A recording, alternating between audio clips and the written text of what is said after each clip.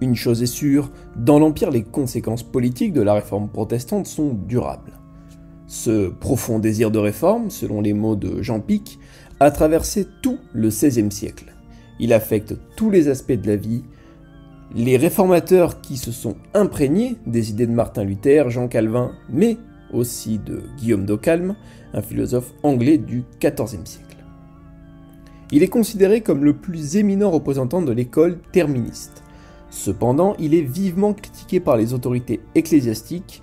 Il est même accusé d'hérésie, notamment parce qu'il a remis en cause l'autorité temporelle du pape. En toute logique, le Saint-Empire, Louis IV de Bavière le premier, a mobilisé la doctrine occamienne pour lutter contre le Saint-Siège. L'Empire, véritable laboratoire des paix religieuses avec la paix d'Augsbourg de 1555, a vu naître des débats politiques suscités par les opinions luthériennes, opérant donc une fragilisation et une division de l'unité impériale.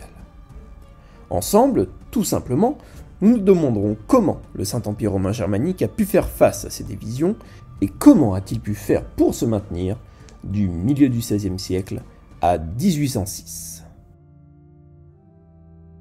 Bien le bonjour à toutes et tous, mes chers amis, bienvenue pour votre leçon d'histoire sur la chaîne Bazar Historique.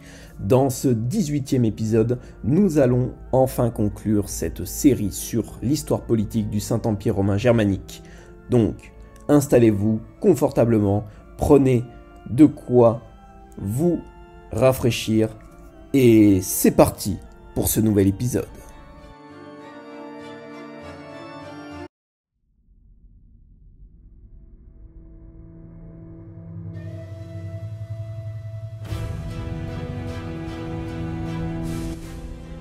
Le protestantisme a valorisé le travail et condamné les fêtes.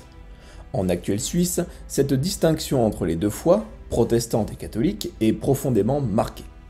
Par confessionnalisation de l'Empire, on désigne, selon Caspar von Greyerz, l'instrumentalisation idéologique de l'appartenance confessionnelle visant à une prise en main bureaucratique.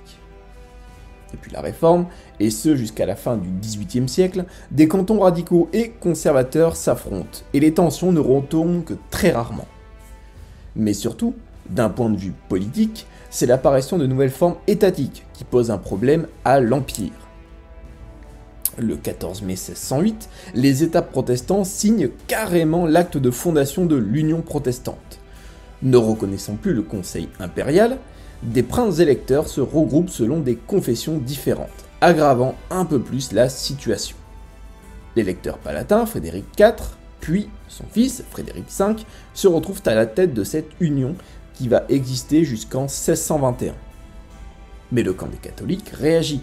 Autour de Maximilien de Bavière, un prince de la maison de Wilstenbach, le 10 juillet 1609, la Ligue catholique est fondée. Un conflit s'annonce, et pour beaucoup de contemporains de l'époque, il est désormais inévitable. Le 23 mai 1618, au château de Prague, Jaroslav Borsista von Martinic et Wilhelm Slavata sont défenestrés des mains d'un tribunal improvisé autour de certains nobles de Bohême. Seulement blessés, cet événement marque une profonde rupture avec les Habsbourg. Résultat des conflits religieux, économiques et politiques, il fut sans aucun doute l'une des causes directes de la guerre de 30 ans. Entre 1618 et 1648, le royaume de Bohême, de Suède, de France, des Provinces-Unies et d'autres sont confrontés au Saint-Empire et ses alliés, comme la monarchie espagnole ou le royaume du Portugal.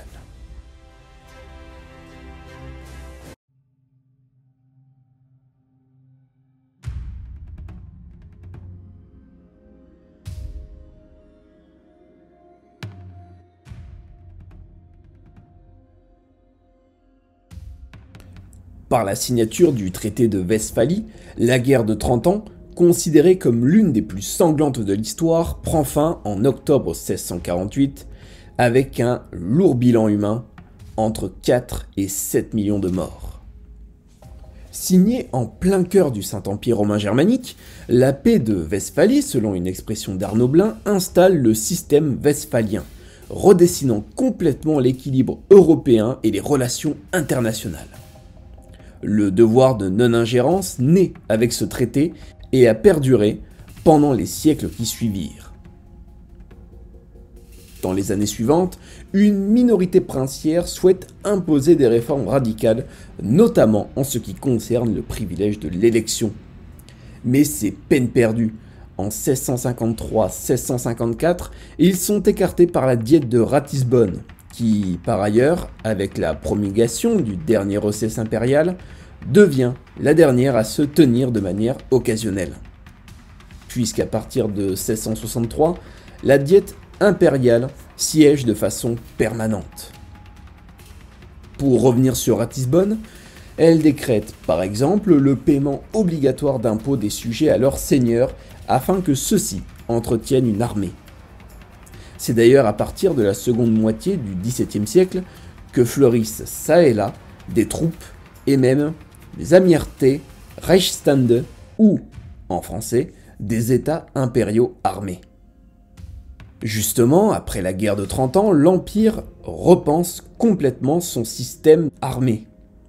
En 1681, dans un contexte de menace des troupes ottomanes positionnées à l'est, une nouvelle constitution, la Reichskrieg-Verfassung, est édictée. Désormais, les cercles impériaux des circonscriptions d'État, instigés par Maximilien Ier en 1500, gèrent les troupes et l'effectif des contingents est porté à plus de 40 000 hommes. En s'opposant à la politique des réunions de Louis XIV en France, l'empereur Léopold Ier cherche à renforcer l'autorité de ses États. Mais pour l'historien Joseph Rovan, dans son Histoire de l'Allemagne, l'action politique de Léopold est qualifiée de, ouvrez les guillemets, médiocre. Plus tard, sous le règne de l'empereur Charles VI, le territoire des Habsbourg s'étend de plus en plus.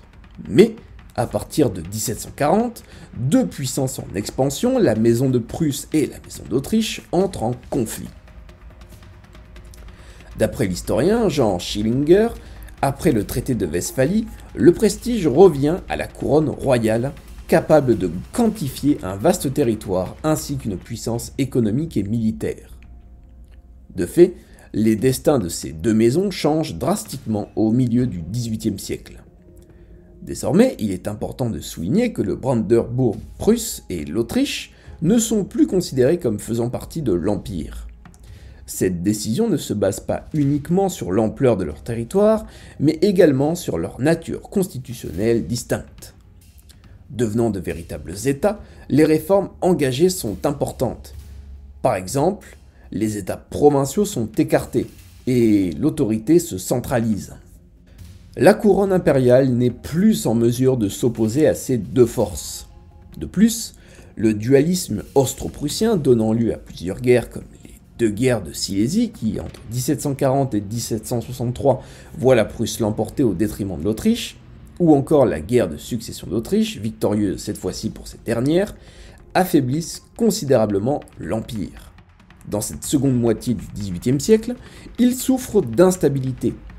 Entre 1756 et 1763, la guerre de 7 ans bouleverse l'équilibre européen. La Prusse, à travers la diète d'Empire, vise le trône et, étant affaibli, l'empereur Joseph II s'écarte de plus en plus et volontairement du trône. En 1777, c'est carrément la lignée bavaroise des Winstelbach qui s'éteint. Puis, le 13 mai 1779, est signé le traité de Stechken. Préparé par la Russie, il octroie à la maison d'Autriche l'Innviertel, au sud-est de l'Ain. L'empereur est défait pour la deuxième fois depuis 1648, une puissance extérieure règle des questions internes à l'Empire. De son côté, le roi de Prusse, Frédéric II, a pour but d'affaiblir l'empereur et ainsi faire valoir les intérêts prussiens.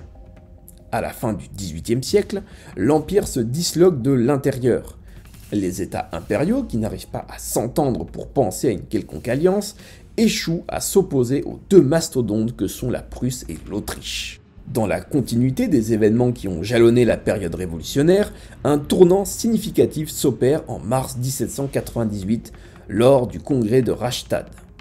À cette époque, la députation d'Empire, entamant des pourparlers diplomatiques, consent à céder les territoires situés sur la rive gauche du Rhin, tout en consentant leur séparation ecclésiastique et leur sécularisation. Il est à noter toutefois que les 3 électeurs ecclésiastiques font l'objet d'une exception. Finalement, c'est Napoléon qui porte le coup de grâce à l'Empire.